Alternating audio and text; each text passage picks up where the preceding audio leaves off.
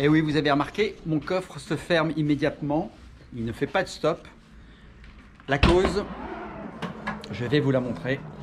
J'arrête le coffre, sinon il repart. Donc la cause, c'est ce vérin. Donc en effet, lors d'un déplacement, en ouvrant mon coffre, j'ai constaté que le vérin bloquait. Donc j'ai dû enlever cette partie-là, j'ai dû enlever le haut, le tourner un petit peu, ça peut vous dépanner, le cas échéant, hein, si ça vous arrive. Vous enlevez juste la partie haute, vous débloquez le vérin et vous retournez. Malheureusement, mon vérin est endommagé. Le blocage est dû à un problème mécanique à l'intérieur. Donc j'ai contacté Ancho pour faire marcher la garantie. Hein. Ça fait un peu plus d'1 an et demi que je les ai. Ancho dit qu'ils garantissent 1 an, mais il faut vous battre si ça vous arrive. Battez-vous pour avoir la garantie 2 ans. La garantie en France, la garantie légale est de 2 ans, donc battez-vous pour qu'ils vous le remplacent. Donc, Ancho m'a envoyé les nouveaux vérins, la version 6, mais je vais vous montrer que si vous avez juste un vérin à changer, je vais vous montrer que c'est possible avec les nouveaux vérins sur l'ancien contrôleur. Donc dans ce petit tuto, je vais d'abord vous montrer comment on enlève les anciens vérins. Ce n'est pas comme les vérins mécaniques, c'est beaucoup plus compliqué. On va pour cela faire un petit outil que je vais vous montrer. Et avec ce petit outil, on va pouvoir désengager le vérin qui est défectueux. Allez, on y va! Et pendant le temps que je façonne mon outil, pourquoi ne pas vous abonner? Merci d'avance.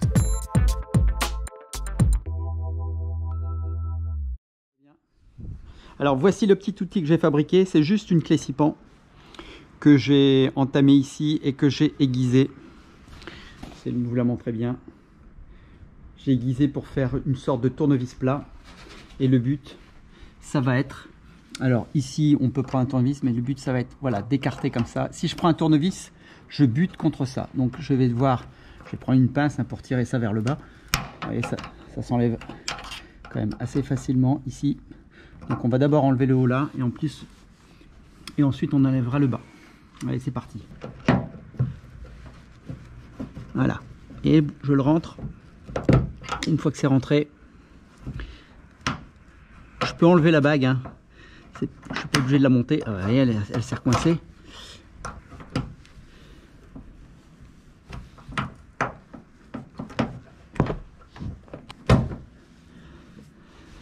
Voilà, il y a un côté de défait.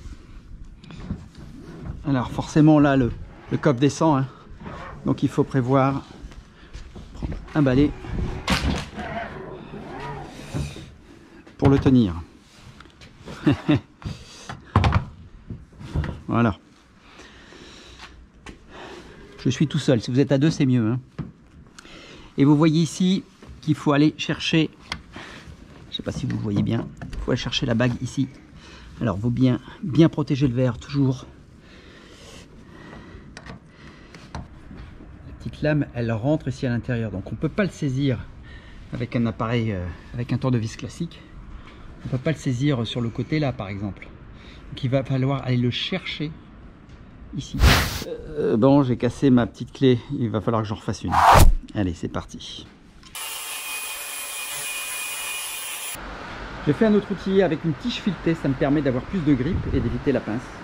Donc on va tester ça.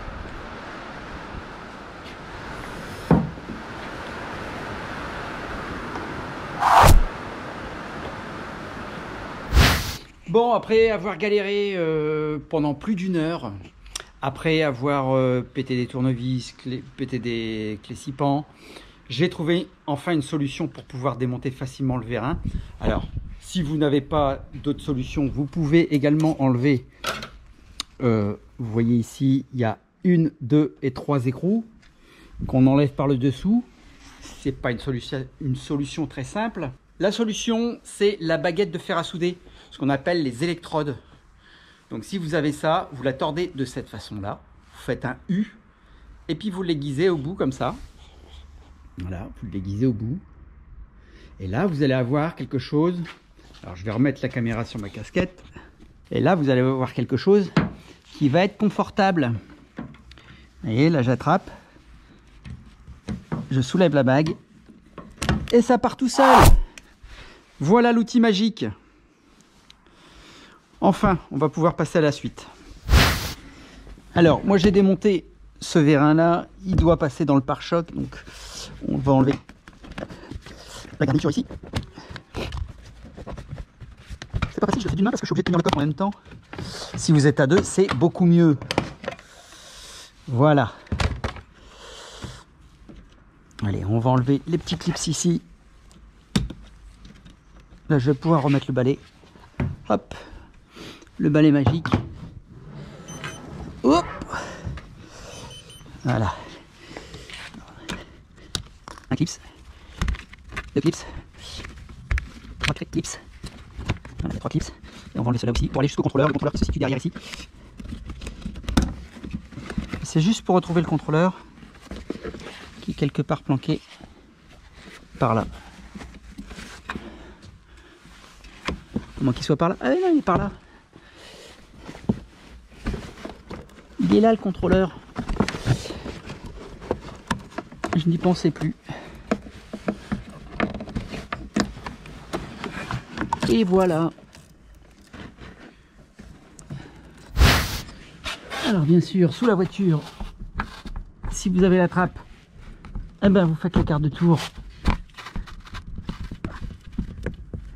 Quart de tour. Et la trappe vient tout seul. J'ai un peu de boue. Vous voyez, il y a un peu de boue qui est passé là. Nettoyez tout ça. Alors c'est pas le but c'est d'attraper mon câble. On est ici. Donc je vais débrancher moteur left. C'est le vérin gauche. Voilà, si vous l'avez bien monté à l'origine, vous ne devriez pas avoir de problème. Voilà. Et voilà. Le vérin prêt à être remplacé. Donc je vais le remplacer par des nouveaux vérins Honcho. C'est les mêmes collecteurs. On va faire un petit comparatif. Alors, ils ont dit qu'ils étaient plus fins. Ils sont légèrement plus fins, effectivement. C'est quand même pas non plus un miracle. Ils sont légèrement plus fins. Alors, pour ceux qui se posent la question par rapport au Tesla Offer de l'usure du joint, vous voyez ici mon joint. Bon, il est un petit peu frotté, on va dire, mais les joints silicone de Tesla Offer font également des marques. Et vous pouvez constater que même s'il est frotté, le joint n'est pas fendu, il n'est pas abîmé. Et j'ai les vérins depuis octobre 2019. Donc vous voyez que c'était un faux argument. Vous voyez, ici à gauche, c'est pareil. Voilà. Donc avec ça, ils sont un peu plus lisses. Peut-être que j'aurai encore moins de marques. On va essayer, on va voir ça. Et vous voyez maintenant les vérins sont notifiés, sont spécifiés Honcho, de la marque Honcho. Soi-disant plus silencieux et de meilleure qualité. Bon, pour finir, j'ai quand même passé mon tire-câble. Ça sera plus aisé. Alors, je remets toujours le bas avant. Voilà. Puis le haut.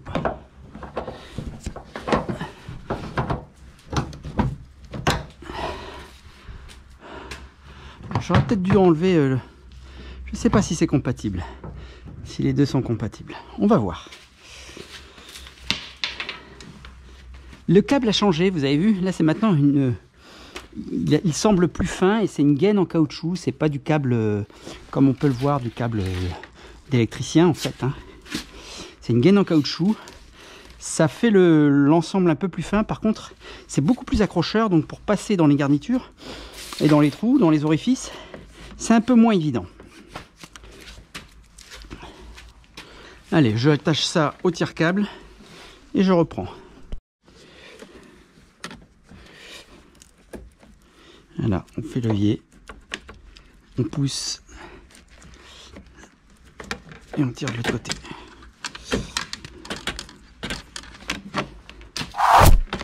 Voilà, le plus dur. Je crois même que je vais le passer directement avec les mains et enlever le passe-câble. Donc je tire, je vais l'enlever d'ici et le mettre directement à la main, ça va beaucoup plus vite. Voilà, je passe à la main, c'est déjà passé, je repasse la main derrière, et hop, ça va très vite. Faut pas que j'oublie la gaine, parce que vous voyez, la gaine a tendance à se défaire. Alors encore une fois, hein, ce câble vous évite encore une fois, comme l'autre d'ailleurs, mais là il s'insère encore mieux, vous évite de démonter le feu, vous ne démontez surtout pas le feu, il n'y a pas besoin, vous le passez là, vous le passez derrière le pare-choc, et c'est fait. Oh, il est beaucoup plus fin, ça passe un peu mieux.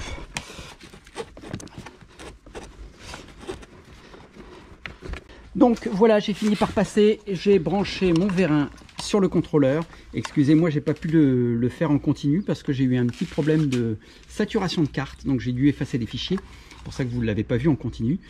Donc voilà, j'ai rebranché les connecteurs, je vous ai dit, hein, ce sont les mêmes que ceux d'origine. Et maintenant, on peut tester. Ça fonctionne. Bon, c'est plutôt lent.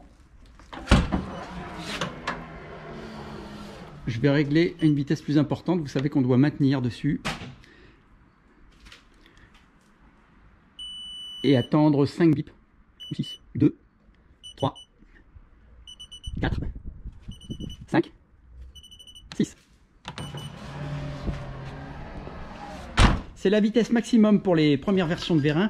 Pour les nouvelles versions, les versions V6, vous voyez, ça va beaucoup plus vite à ouvrir.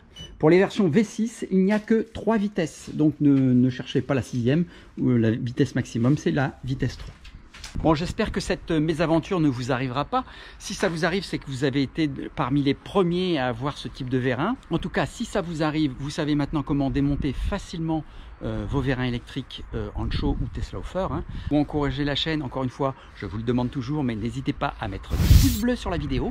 Ça me permet d'être mieux référencé. N'hésitez pas à mettre des commentaires aussi, des questions, si vous avez des questions concernant ce montage, démontage. Et puis dernière chose, mes abonnés, je vous remercie infiniment d'être fidèles à la chaîne. Et ceux qui ne le sont pas encore, je vous invite donc à vous abonner, à cliquer sur la petite cloche pour être informé des prochaines actualités. Comme je l'ai dit dans ma vidéo précédente, la prochaine vidéo sera certainement celle de l'avertisseur piéton Do It Yourself. Je l'ai reçu, je dois encore programmer, je dois faire des petits branchements sur mon haut-parleur que j'avais acheté au Canada. Et après, je vous fais un petit tuto là-dessus pour enfin avoir cet avertisseur piéton qui, je suis certain, pour certains, est nécessaire dans certains cas. J'ai eu notamment un commentaire il n'y a pas très longtemps sur une sortie de parking souterrain. Quand vous sortez de votre parking souterrain, par exemple quand vous êtes en région parisienne, eh ben, vous avez peur de culbuter un piéton qui viendra traverser le trottoir quand vous sortez de votre parking souterrain. Donc c'est quelque chose qui pourrait être très utile pour vous. Restez positif comme vos batteries. Ciao, ciao!